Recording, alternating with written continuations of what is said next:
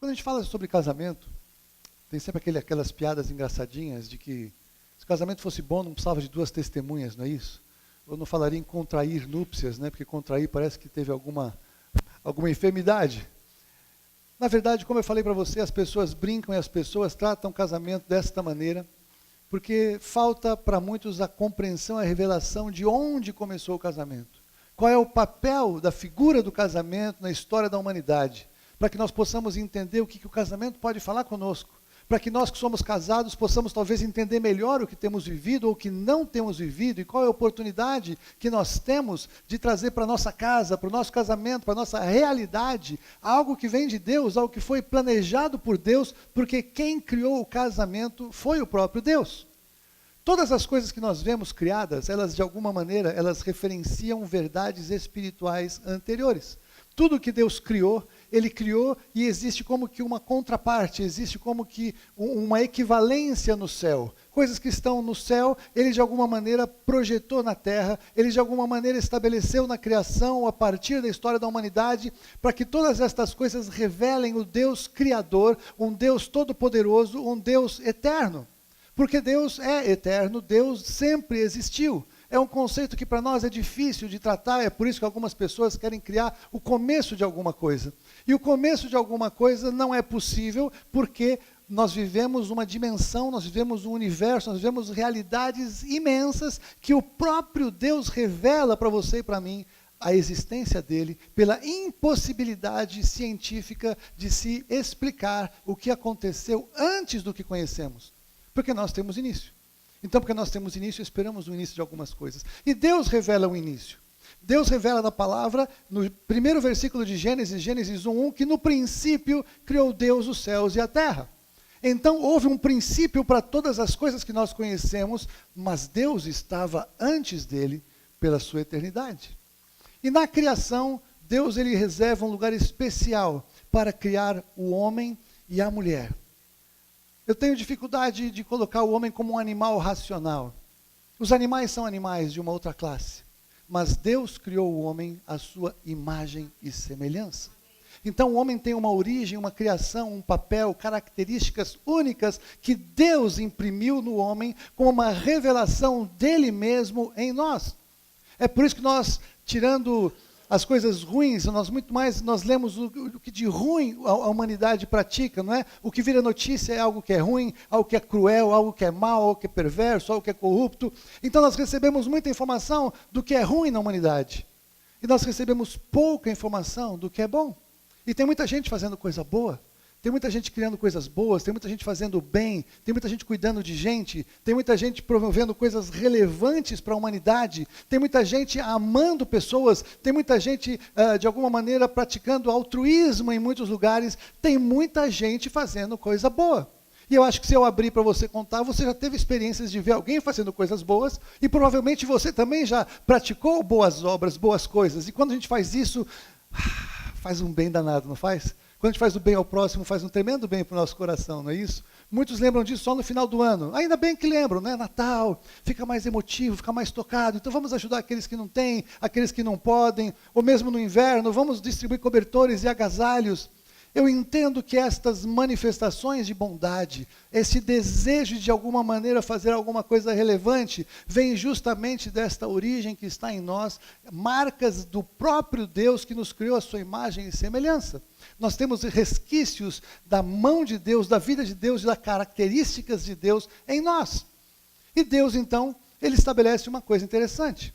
Ele criou Adão e ele tirou Eva de Adão, não é isso? Ele tirou Eva da costela de Adão, e ele então criou, homem e mulher os criou, a sua imagem os criou, e ele os abençoou. Em Gênesis 1, 26, nós vemos isso, 26, 27, 28, nós vemos esse aspecto da criação, em que Deus criou o homem e a mulher, e ele os abençoou. Há uma bênção de Deus sobre a união do homem e da mulher, há uma bênção de Deus e um propósito de Deus na origem. O 27, e criou Deus o homem à sua imagem, a imagem, pode virar? De Deus o criou, homem e mulher os criou, e Deus os abençoou, e Deus lhe disse, frutificai, multiplicai-vos, enchei a terra, sujeitai-a, dominai sobre os peixes do mar e sobre as aves do céu, e sobre todo animal que se move sobre a terra. Veja esse propósito de Deus, então, para a união de um homem e de uma mulher na origem.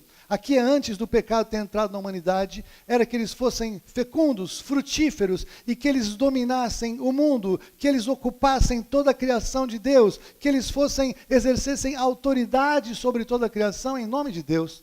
E esta bênção, ela é uma bênção que foi proferida por Deus e que ela permanece sobre os casais hoje. Porque todo casal, quando casa, quem casa, quem casa quer ter filhos, quem casa quer viajar e conhecer o mundo, quem casa quer fazer 1 milhão de coisas, muitos sonhos, não é? São estabelecidos, principalmente os casais jovenzinhos, né? Quando casam com 20, 21, 22 anos, né? Eles querem conquistar o mundo juntos. E é uma bênção inconsciente, é algo de Deus que está plantado no coração e que se manifesta nesses momentos. E o que aconteceu foi que depois, eu sei que muitos de vocês já ouviram, não é a maçã, não foi um fruto assim, mas de alguma maneira algo aconteceu no Éden, que Eva e Adão comeram do fruto que não era para comer, e transgrediram e desobedeceram o que Deus tinha preparado para a humanidade. E foram expulsos do jardim, e foram afastados de Deus, e foram desconectados da bênção de Deus estabelecida para eles. E agora, fora do jardim, eles vão ter que viver de uma maneira difícil. O que era fácil na criação original, tudo frutificava, tudo era simples, havia facilidades. Agora o homem ia ter que, com o suor do rosto, ganhar o pão, ia ter agora pragas na criação, ia ter coisas que iam atrapalhar ali o dia a dia, a mulher agora ia ter que dar à luz em meio a dores, ela agora tinha que ficar sujeita ao seu marido, tudo mudou na forma como Deus criou por conta do pecado. E aqui eu posso, por figura, imaginar como que então, tendo havido um divórcio, porque Deus criou o homem junto com ele. Adão e Eva tinham intimidade com Deus. A Bíblia fala que todos os dias Deus ia na viração do dia, 6 horas da tarde, mais ou menos, para conversar com Adão e Eva, para ter relacionamento com eles e para ver o que eles estavam fazendo no dia a dia, para conhecer, para se revelar. E eles se relacionavam numa identidade como nós podemos nos relacionar aqui hoje. Isso se perdeu pelo pecado. O que nós não entendemos é que Deus ele tem uma santidade tão incompreensível que se o único pecado que tivesse havido na história da humanidade fosse uma daquelas chamadas mentira branca, fala que eu não estou, seria suficiente para Deus não suportar o pecado. Porque Deus ele tem uma santidade que nós não alcançamos, porque ela não faz parte nem mesmo da nossa compreensão. A nossa régua de compreensão é: eu sou melhor do que muita gente. Eu não matei, não roubei, pago meus impostos, faço o melhor que eu posso, ajudo quem eu posso, então tá bom. E nós podemos até achar que tá bom, e pode ser que a humanidade média ache que tá bom, mas para Deus não é suficiente. Essa canção que o Willy cantou, de que naquela cruz o meu pecado foi perdoado, significa que o pecado tem um preço tão caro, mas tão caro, que ele levou Deus a mandar o seu unigênito filho morrer na cruz. Eu não sei quantos de vocês assistiram o filme do Mel Gibson, não é? Sobre a crucificação de Jesus, a paixão de Cristo. Aquele filme, ele é chocante, não é? É horrível a gente ver o que aconteceu na cruz. É uma coisa que nos incomoda, são cenas fortes que nos incomodam. E eu vou dizer para vocês que aquele filme ele é água com açúcar, perto do que aconteceu de verdade.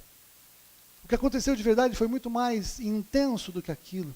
Porque além da dor física que Jesus sofreu, e ela foi terrível, a dor física ela era suportável para Jesus, no sentido de que outros homens naquela época morreram a mesma morte. De cada lado de Jesus tinham os dois ladrões, não é isso? Que morreram a mesma morte. Mas sobre Jesus caiu o seu pecado e o meu pecado. O nosso pecado foi lançado sobre Deus. Então agora sobre Jesus. Então agora não somente Jesus, Deus feito carne, deixou de ser quem era e vem aqui andar neste lugar em que eu e você andamos, andar neste planeta onde você e eu vivemos, num corpo igual a esse que eu e você habitamos, sofrendo as mesmas tentações, ou as mesmas ameaças, ou as mesmas intimidações. Jesus vem e ele experimenta tudo isso, ele vive tudo isso sem pecado.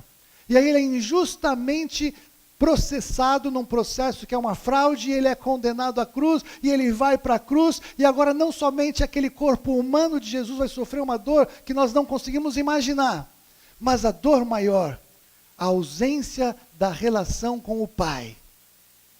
Agora a coisa é séria.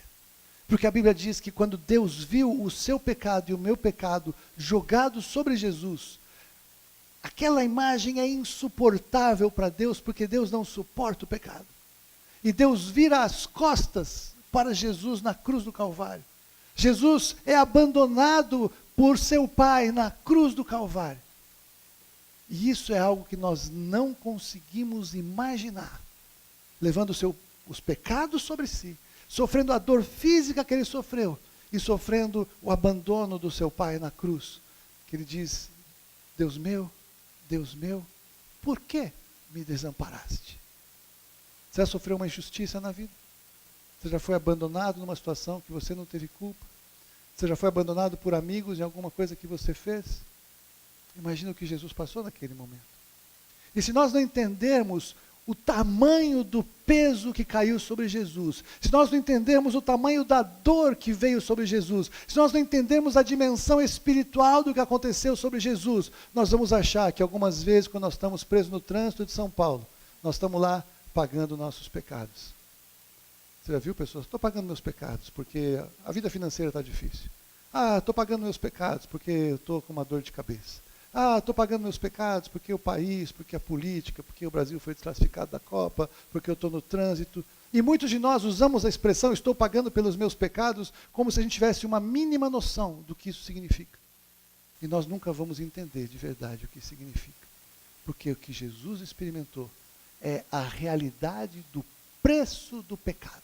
A realidade do preço do pecado, do custo do pecado, é você imaginar o próprio Deus, o Pai, mandar Jesus, o seu Filho, naquele lugar. E sabe por que Deus fez isso?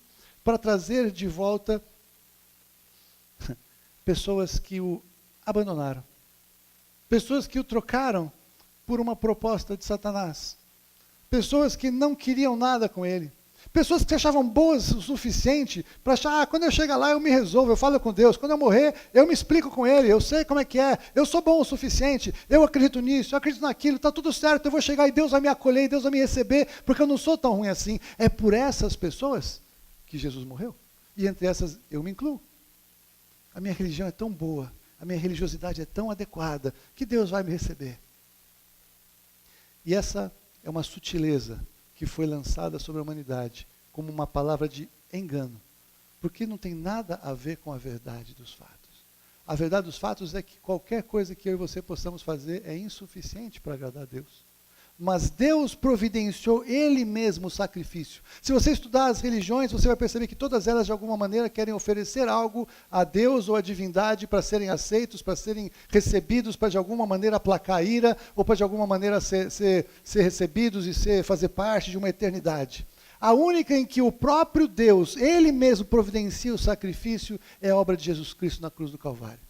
Todas as outras são iguais, de uma maneira ou de outra. Mesmo religião evangélica que fala, olha, dá o dízimo, olha, faz uma oferta de desafio, olha, paga aí que você tem um terreno no céu. Mesmo essa está totalmente fora do contexto e da realidade do que Deus estava buscando ao mandar Jesus na cruz. Jesus mandou Jesus na cruz porque essa era a única maneira de você e eu podermos nos relacionar com Ele. Jesus morreu na cruz porque essa era a única maneira de nós podermos então ter os nossos pecados perdoados para que pudéssemos ser aceitos por Deus, o Pai.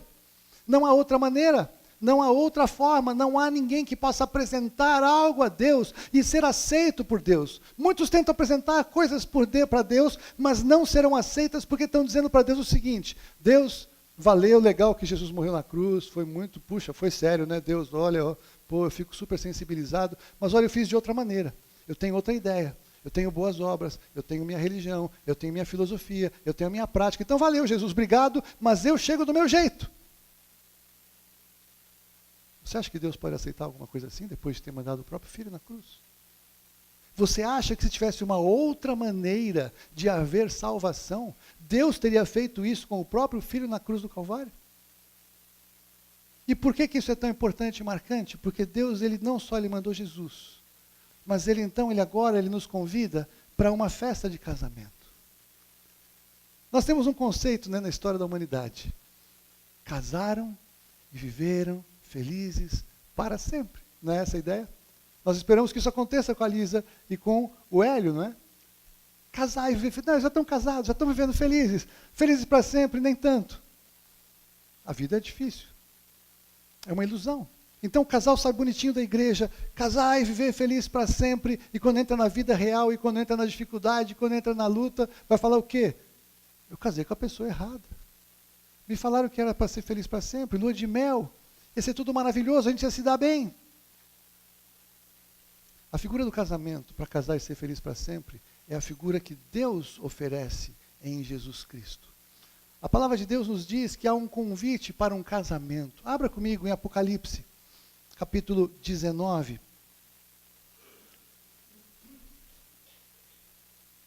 Ou então acompanhe aqui comigo. Apocalipse 19, 7 a 9.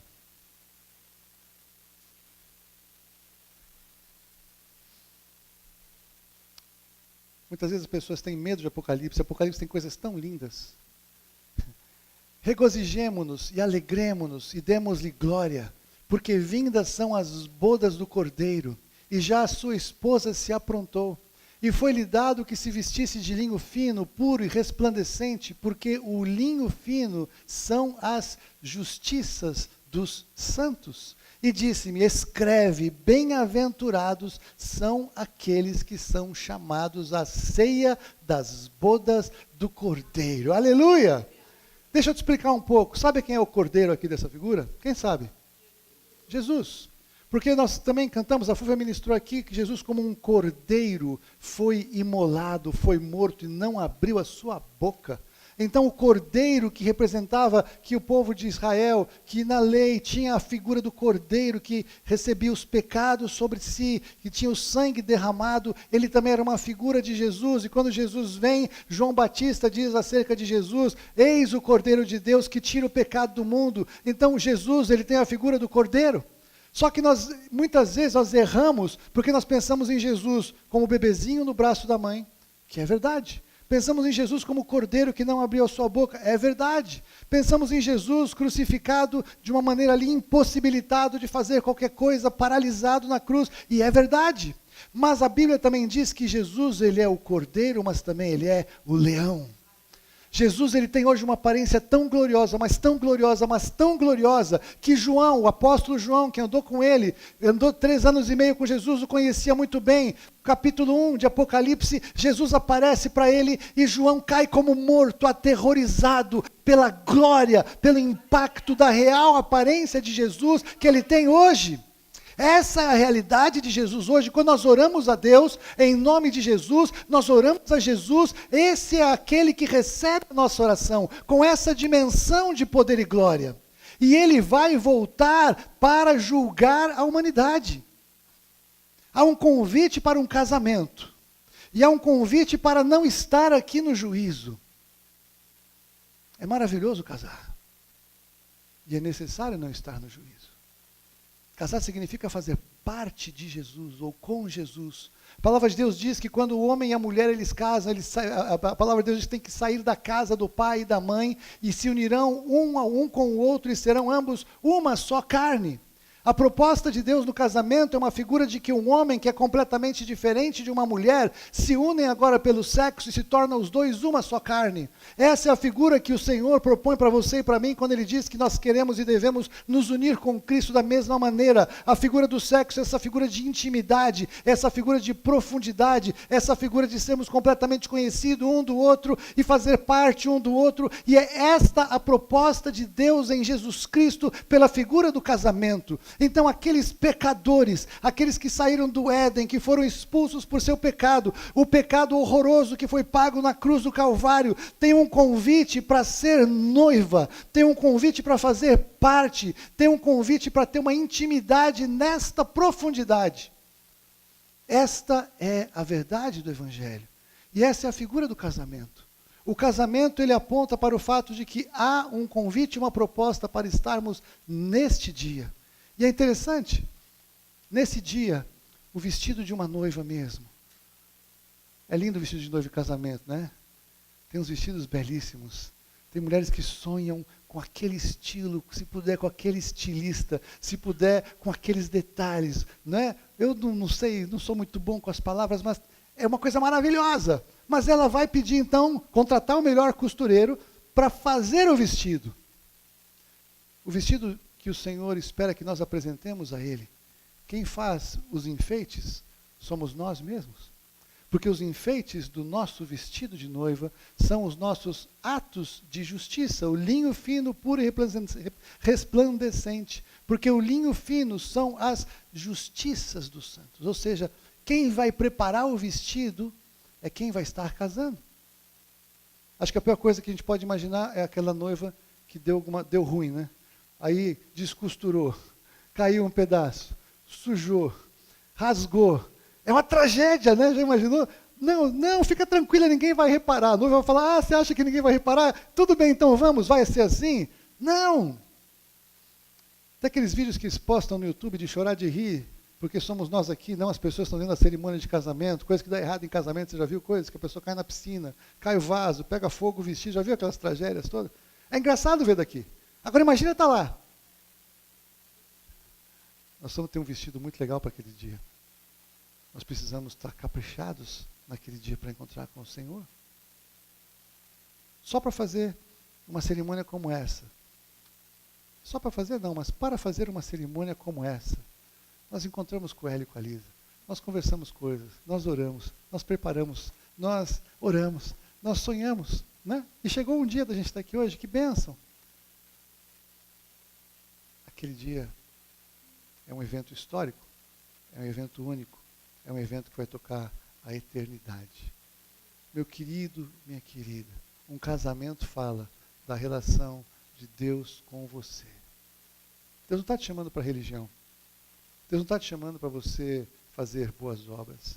Deus está chamando para você prestar atenção que Ele mandou algo precioso para o dote do casamento. Essa é a figura que tinha antigamente, não é isso? O noivo mandava o dote para o pai da noiva. E o dote para o pai da noiva, que Jesus mandou, foi o seu sangue, foi a sua morte, foi o seu sacrifício, para que você entenda qual é o seu valor. Nós vemos um tempo em que as pessoas são totalmente desvalorizadas. Cada vez as pessoas valem menos. Cada vez as pessoas se dão menos valor. Eu quero que você entenda que o valor que Deus dá para você é o valor da vida de Jesus Cristo na cruz do Calvário.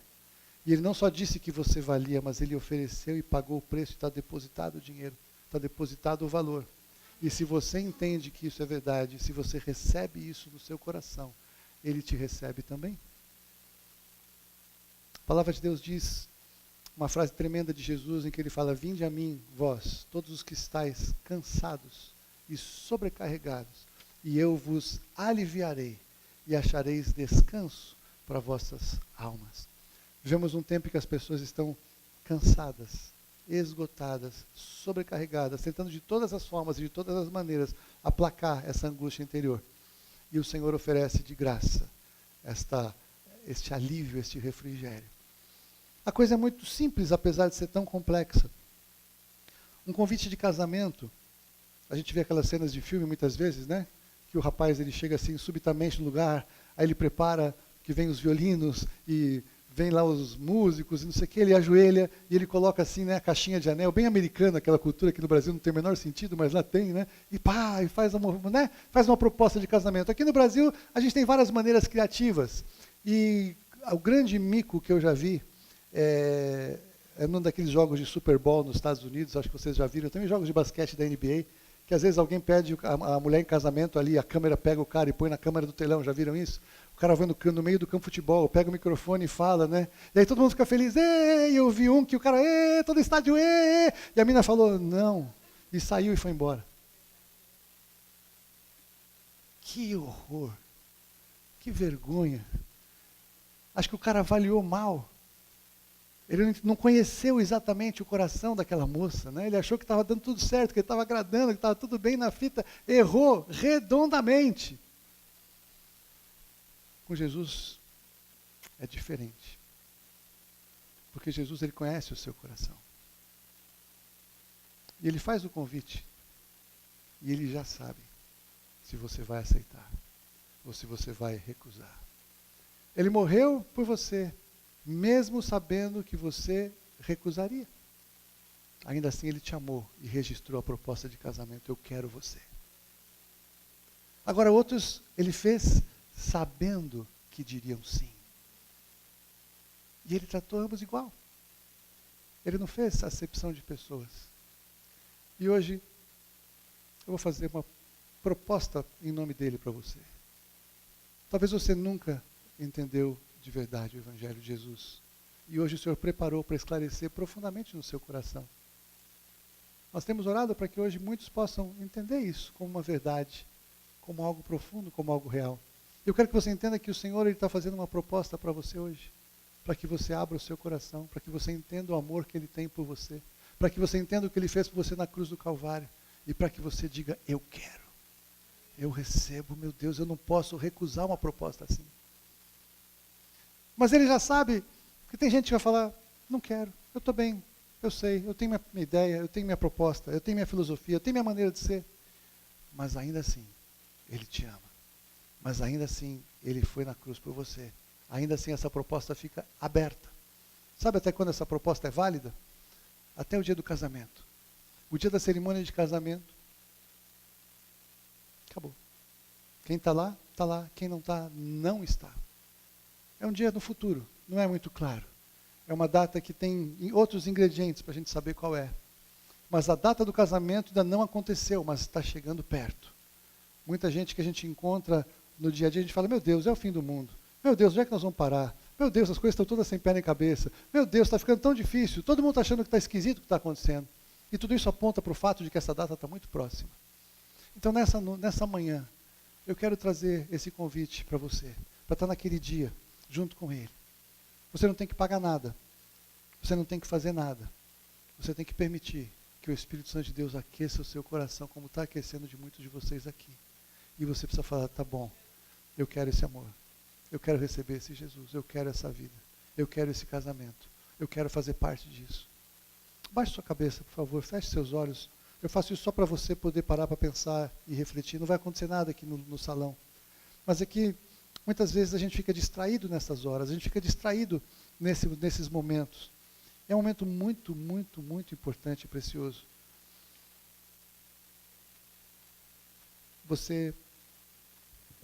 Eu creio que você aí no seu coração, no seu interior, você tem certeza que você é pecador. Porque a Bíblia diz que Deus escreveu isso no nosso coração. Alguns de nós fizemos coisas mais graves ou menos graves.